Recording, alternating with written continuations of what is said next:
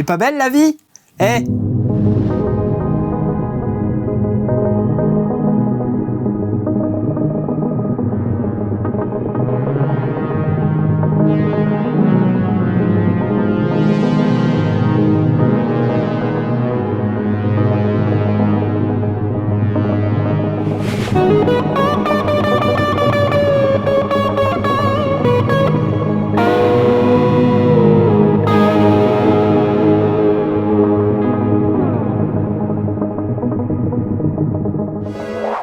Salut à tous, bienvenue dans les sondiers. Alors aujourd'hui, j'ai une machine un peu spéciale, le Mode Duo X. Le Mode Duo X, c'est un peu plus qu'une simple pédale d'effet. En réalité, c'est une plateforme entièrement configurable et sur laquelle on peut stocker ses propres pédalboards. Avec ses entrées dotées de 3 préamplis, le Mode Duo X peut accepter du signal instrument ou ligne sans aucun problème, et on peut aussi séparer ses entrées, comme ses sorties d'ailleurs, en double mono. Son port de contrôle en Ethernet permet de cascader jusqu'à 4 types de contrôles différents, comme des pédaliers, des pédales d'expression, ou même vos propres montages Arduino par exemple. Il peut aussi accepter et alimenter des contrôleurs MIDI USB comme des claviers ou des contrôleurs à boutons pour encore plus de possibilités d'expression, directement ou au travers d'un hub USB, de préférence auto-alimenté. Côté effet, le Plugin Shop dispose de plus de 400 plugins gratuits. Et il y a même des générateurs de son, et toutes sortes de pédalboards plus ou moins complexes partagés par la communauté des utilisateurs de Mode Duo. C'est sans aucun doute une des forces de ce produit. D'ailleurs, Mode Device entend bien offrir aux développeurs de plugins la possibilité de commercialiser leur création, ce qui ouvrirait des possibilités d'extension très sympathiques. La programmation des pédalboards se fait via l'ordinateur, où l'on peut agencer les différents plugins, paramétrer les contrôles de la façade et gérer ses différents presets. Et on peut même le faire sans fil via Bluetooth. Pour ça, il faut un dongle Bluetooth additionnel à connecter sur le deuxième port USB disponible, car celui-ci n'est malheureusement pas inclus. Lorsque vous avez terminé, vous pouvez charger vos pédalboards dans l'appareil et utiliser vos effets avec tous ces contrôles sans avoir besoin de l'ordinateur. Vous pouvez ensuite passer d'un pédalboard à l'autre directement depuis le Mode Duo X. Plutôt très cool. A noter que Mode Device va également sortir prochainement le Mode Dwarf, une version plus légère du Mode Duo X qui a été financé sur Kickstarter en 24 heures. Autant dire que l'engouement autour de ces produits est plutôt important. Ajoutons que tout cela est développé en open source, ce qui signifie que si vous souhaitez construire votre propre Mode Duo avec une interface personnalisée, c'est tout à fait possible, et vous pourrez même interagir avec le logiciel de programmation graphique MaxMSP, celui-ci étant compatible. Allez, on jette un œil plus en détail, c'est parti! Ce Mode Duo X, il m'est prêté par Jean-Michel Mode. Chez les sondiers, on a fait une vidéo sur le Mode Duo, c'est Asmode qui s'y est collé, si vous voulez la voir, ça se passe par là. Le mec, il avait carrément renversé de la bière dessus, enfin n'importe quoi, tu vois. Non, faut pas déconner. Franchement, non. Donc c'est allemand. Alors on les avait croisés au NAMM. Si ça vous intéresse, vous pouvez voir l'interview de Jessie qui est dispo par là. Jessie! Jesse. Ach, ich weiß nicht. Donc c'est assez succinct. Vous voyez, on va retrouver 2 écrans, des boutons, des encodeurs infinis, crantés, qui sont aussi des boutons poussoirs. 3 boutons ici, 4 boutons en bas, et puis les 8 encodeurs qui sont ici. Ce sont pas des encodeurs infinis, hein, ils ont un début et une fin. Là où je bouge mon doigt, il y a une petite marque. La boîte, c'est du métal, hein, ça pèse son poids, ça a l'air assez solide. Globalement, de cet appareil se dégage une impression de qualité certaine. Moi, je l'ai eu livré dans cette belle boîte, c'est la boîte de l'édition spéciale. J'ai bien aimé 2-3 trucs, comme par exemple, là, vous voyez, sur l'adaptateur secteur, c'est-à-dire il y a la marque dessus, vous voyez, il y a écrit Mode. Ça, j'aime bien. Comme ça, on sait à qui appartient cet adaptateur secteur. Bon, sinon, vous pouvez aussi mettre une étiquette. Dernière petite touche sympathique, la petite clé USB Mode qui permet de stocker les patchs directement sur le port USB qui est à l'arrière de la machine. Je propose qu'on l'allume. Ça sera mieux. 1, 2, 3, 4, 1, 2. Tout va bien. Moi, je suis bien là. Donc ce qui est intéressant de noter sur cet appareil, c'est que c'est un appareil qui est complètement standalone, ça veut dire que vous n'avez pas besoin d'ordinateur pour pouvoir le faire fonctionner. En revanche, vous pouvez le connecter à votre ordinateur et là c'est tout un monde de possibilités qui s'offre à vous. Ça, on en parlera un tout petit peu après. Ça, c'est le patch que j'ai utilisé dans la démo que vous venez d'entendre. Globalement, comment ça marche? Il faut appuyer longuement sur ce bouton et puis on rentre dans les settings. Et vous voyez là, je me suis fait mes banques. La navigation est assez facile, vous tournez le bouton pour aller d'un menu à l'autre. Et puis à droite, c'est la même chose. Vous voyez là dans les banques. Vous avez un menu banque dans lequel vous pouvez avoir différentes banques. Moi, je me suis fait ma propre banque dans lequel je me suis fait différents petits setups. Mais vous avez aussi une banque par défaut, Duo X, avec plein d'effets qui sont déjà pré-paramétrés. Voilà, et puis vous pouvez revenir en arrière comme ça. Vous avez aussi des banques de synthétiseurs, parce que ce qu'il faut savoir, c'est que le mode Duo X, il s'appuie sur une plateforme open source qui peut virtuellement faire n'importe quoi. Donc ça peut aussi être un générateur de son. Donc vous pouvez parfaitement jouer du synthé avec, comme je l'ai fait dans la démo. Le synthé que vous avez entendu, il venait du mode Duo X. C'était un des modules du mode Duo X.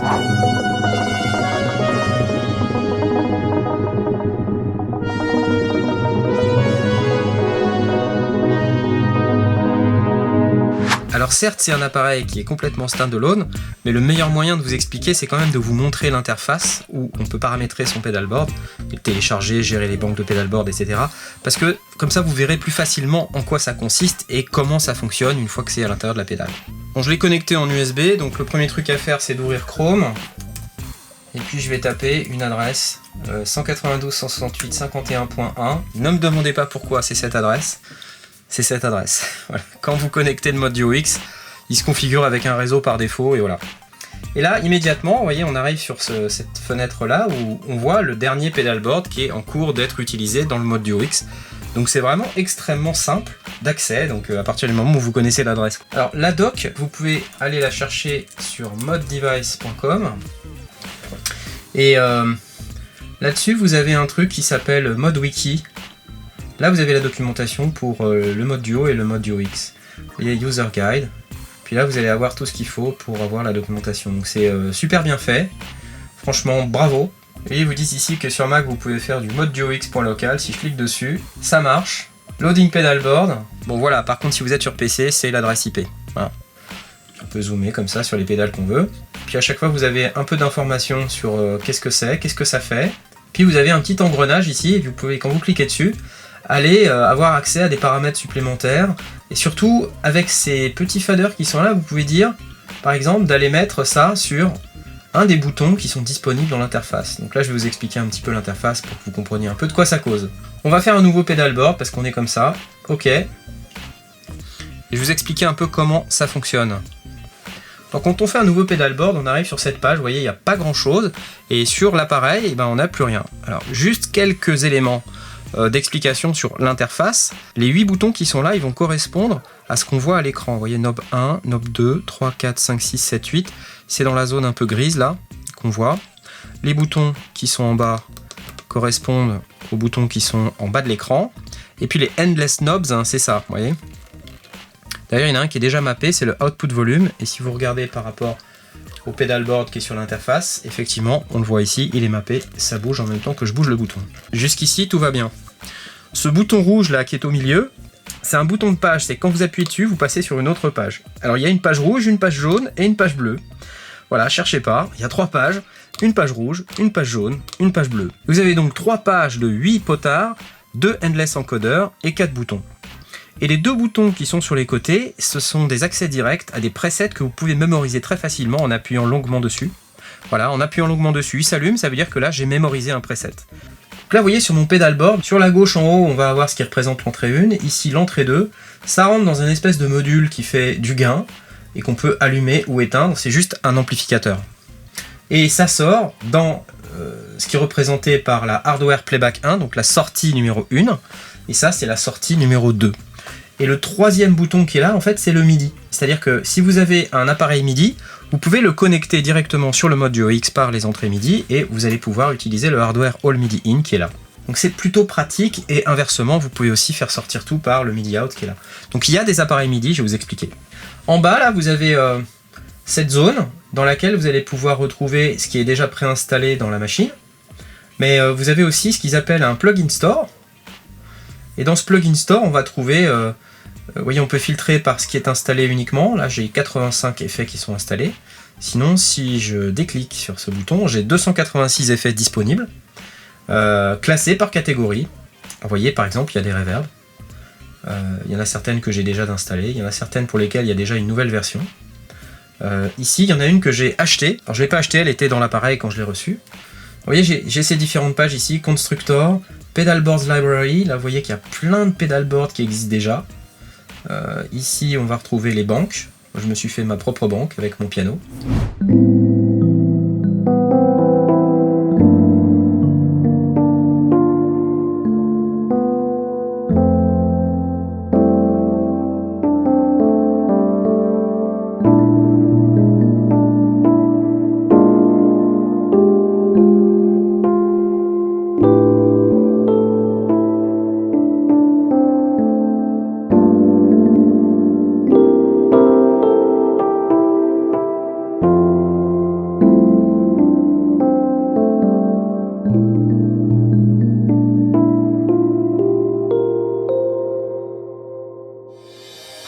bas, vous allez avoir plein d'informations sur le tempo, vous pouvez le changer si vous voulez. Les ports MIDI, qui peuvent être agrégés ou séparés. On peut faire du hardware bypass sur les entrées 1 et 2. Et là, des informations sur le CPU consommé, la RAM consommée. Et puis quand on clique ici, on arrive sur un écran de settings. Ensuite, on peut sauvegarder et restaurer ses données, on peut rebooter, on peut faire tout un tas de trucs. J'ai des options avancées si je veux. Voyez, donc là, il faut savoir ce qu'on fait. Voilà. Par exemple, moi j'ai coché la case Automatically Restart Controller Screen. Ça m'est arrivé 1 ou 2 fois d'être coincé sur l'écran, ça bougeait plus, et donc ce truc-là permet de rebooter le controller screen pour éviter d'être coincé. Et puis ici, vous avez les différentes updates. Donc là, je vais faire Go Back. Là, comme vous avez vu, j'ai entré mon micro-fric directement dans l'entrée 1 et j'ai les sorties 1 et 2 qui sont pluguées. Si je m'en tiens à ce qu'il y a sur mon écran, je vais avoir que la partie gauche de mon son. Si je veux que ça soit traité en stéréo, il faut que je connecte l'entrée 1 directement sur les deux entrées de cet élément qui sont ici. Je peux cliquer sur ce petit hardware capture là et le mettre dans cette entrée-là. Et là, immédiatement, je vais avoir mon son qui va être traité sur les deux sorties. Je vais mettre la reverb en question, petite Chiroverb MK2, puis là je peux aller prendre le jack qui est là, le mettre dans cette entrée là, et la même chose ici. Et puis maintenant, mettre ces jacks de cette manière, et là immédiatement, voilà, ça y est, j'ai mon effet qui est paramétré. Vous voyez, c'est super simple, donc si je veux ajouter des effets, j'ai plus qu'à ajouter des pedalboards comme ça.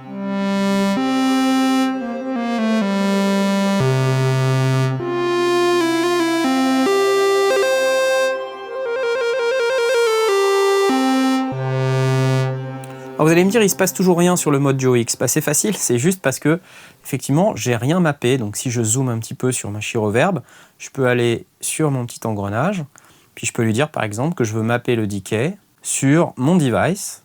Et vous voyez la page, je vous ai parlé des 3 pages. Il y a page 1, page 2, page 3, une page rouge, une page jaune, une page bleue. Je peux aller dire que le decay il est sur le knob numéro 1. Et puis si je fais Save, immédiatement sur mon appareil, je me retrouve avec le paramètre decay qui est là. Je peux même faire des modifications un peu plus avancées. Là, je vais sur Avancé. Au lieu d'appeler ça decay, je vais appeler ça Reverb. Rev DCY pour decay. Puis je peux lui mettre le range qui me convient, là, de 1 à 60. Alors, si j'ai pas envie que ce soit à 60, je mets jusqu'à 30, je sais pas. Save. Et là, évidemment, maintenant, quand je vais tourner le bouton, ça va aller mettre jusqu'à 30 secondes. 30 secondes, c'est beaucoup. Je vais aller mettre 8 secondes. Hop. 8 secondes. C'est parti. Voilà. Et vous voyez, de rien, de 1 à 8 secondes.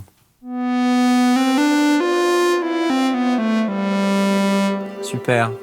Ici, j'ai ce bouton on-off. Je peux le mapper directement sur mon device, sur ce qui s'appelle bouton 1. Je fais Advanced. Et là, je vais l'appeler Reverb.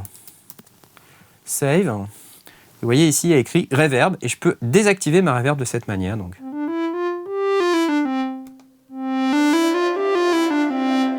Vous voyez, ultra pratique. Et donc, vous comprenez assez rapidement comment on fait pour pouvoir mapper ces paramètres. On peut le faire sur toutes les pages. Et donc, on a ces 8 potards qu'on peut mapper, les 2 endless encoders qu'on peut mapper et les 4 boutons.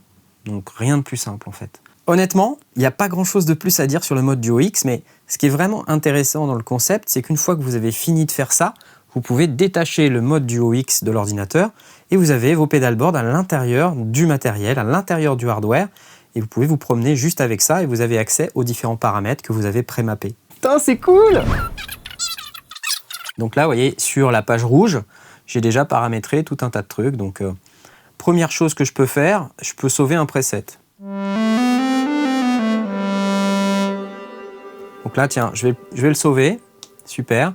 Ensuite, je peux sauver un preset avec une reverb beaucoup plus courte, un mix beaucoup plus court, mais plus de shimmer. Je vais le sauver sur ce deuxième preset. Ça, ce sont des accès instantanés à certains réglages. Donc voilà. Là, je reviens sur mon réglage de tout à l'heure. Quand je rappuie dessus, voilà. Donc je peux avoir différents réglages comme ça. Le truc, c'est qu'il n'y en a que 2. Et surtout, quand vous éteignez l'appareil et que vous le rallumez, ils disparaissent. Donc il faut savoir bien ce que vous faites. Mais cela dit, vous pouvez les sauver à l'intérieur de l'interface ici, dans les snapshots. Donc là, vous voyez, par exemple, si je fais Load Manage, là, je peux lui dire, par exemple, que je vais aller rappeler ce preset numéro 1.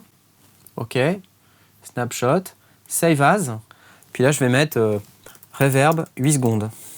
Save. Là, je fais load manage. Et vous voyez, immédiatement, j'ai mon reverb 8 secondes qui est là.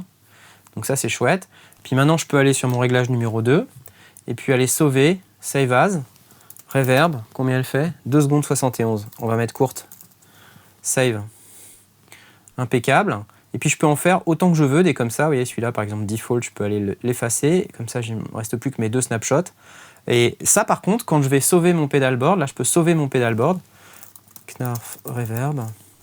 Voilà, donc mon pedalboard, maintenant, peut être rechargé. Je vais dans mes banques, ici.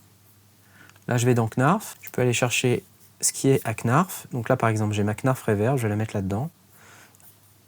Mon Knarf Dreamer de tout à l'heure, je vais le mettre là-dedans. Voilà, donc je peux mettre des sons dans plusieurs banques de cette manière-là. Donc c'est ce que je viens de faire. Donc maintenant, en fait, ce qui est intéressant, c'est que si je me déconnecte, voilà ce que je viens de faire, je peux aller dans les settings. Et puis, si je vais dans mes banques, bah, j'ai automatiquement mes 3 sons, mes 3 pedalboards, ceux que j'ai paramétrés. Donc là, vous voyez, le Knarf Reverb, il est là. Et je peux revenir sur mon Knarf Dreamer de tout à l'heure. Voilà, je sors.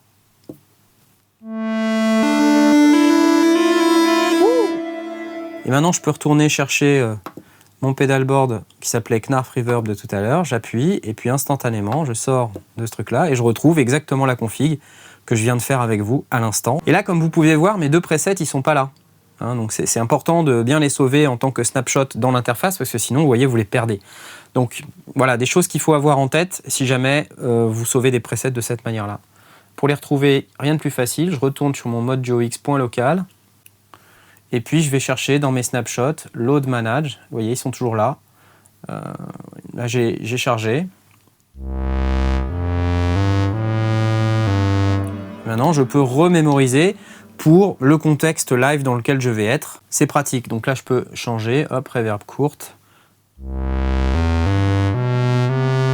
Et là, remémoriser sur le snapshot numéro 2 qui est là. Donc maintenant, je peux passer de l'un à l'autre de cette manière-là, hyper facilement. Ce que je trouve un peu embêtant, c'est quand je vais aller de page en page, en fait, j'ai pas d'autres presets que je peux avoir ici. Ça, c'est un peu dommage. Bon. Alors, à noter que quand vous maintenez le bouton de droite appuyé, vous pouvez aussi gérer le master volume, vous voyez. Donc, il faut appuyer et tourner. Si vous lâchez, en fait, vous allez avoir accès à l'output volume qui est là, qui est en fait ce bouton-là, qui est mappé par défaut sur le device qui s'appelle Endless Knob 2, sur la page 1. Donc, c'est ça, là, output, vous voyez, c'est ce que je vous ai montré tout à l'heure. Évidemment, vous pouvez avoir des configurations qui sont hyper complexes. Et c'est ça l'intérêt, en fait, c'est que c'est complètement modulaire et que vous allez pouvoir agencer vous-même vos différents effets, les personnaliser à fond et avoir un truc qui est unique. Et pour ça, honnêtement, c'est vachement bien parce que c'est vachement créatif, quoi. Et puis non seulement vous avez accès à des effets, mais vous avez aussi accès à des synthétiseurs, des pianos. Il y a même une boîte à rythme, c'est un peu what the fuck, mais tenez, si je m'en vais de là, c'est dans Generators, il y a une beatbox. Si je me mets au milieu des entrées, vous voyez, ça le met sur les deux. Hop, tac. En fait, l'entrée déclenche certains types de bruits. Honnêtement, je sais, j'ai pas trop compris comment ça marche, mais c'est pas grave. Bon, allez, on va se faire des sons, ok? Bon, alors, attends, je peux aller browser les online pedalboards parce qu'il y en a plein. Vous voyez, il y a plein de trucs, hein. Acid House Music Set. Wow, try now. Victory, your mod duo is now loading the pedalboard you picked. Close. Installing package. Wow! Wow! C'est quoi ce truc? C'est énorme! Génial!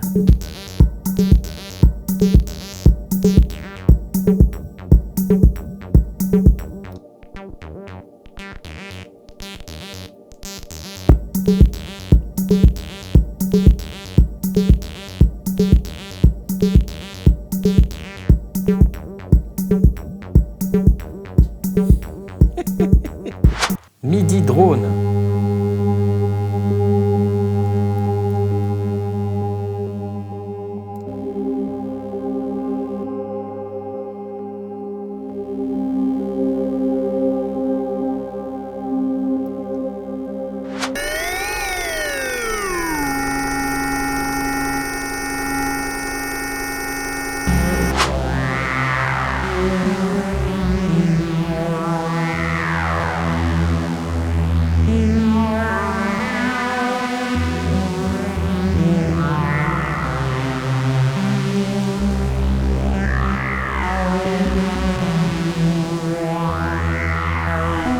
Bon, alors qu'est-ce que j'en ai pensé du mode Duo X de mode device?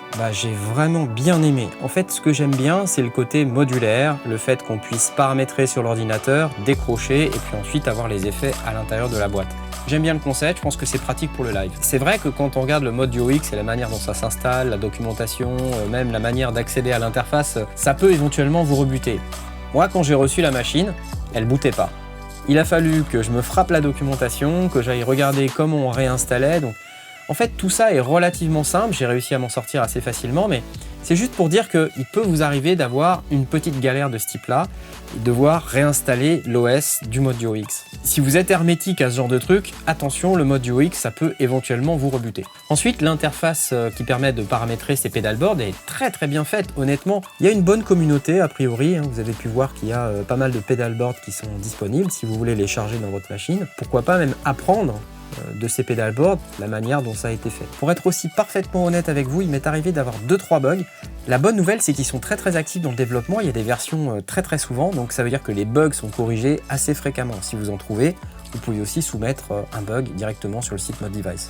Un autre truc qui m'a un tout petit peu gêné, mais qui n'est pas très grave, c'est que quand on veut utiliser ce qui s'appelle le hardware bypass, c'est-à-dire la fonction qui permet de désactiver le traitement sur l'entrée 1 ou l'entrée 2, quand je désactive sur l'entrée 2, ça fait beaucoup de bruit en sortie. Il faudrait vraiment regarder ce qui ne va pas parce que là, ça c'est un vrai problème.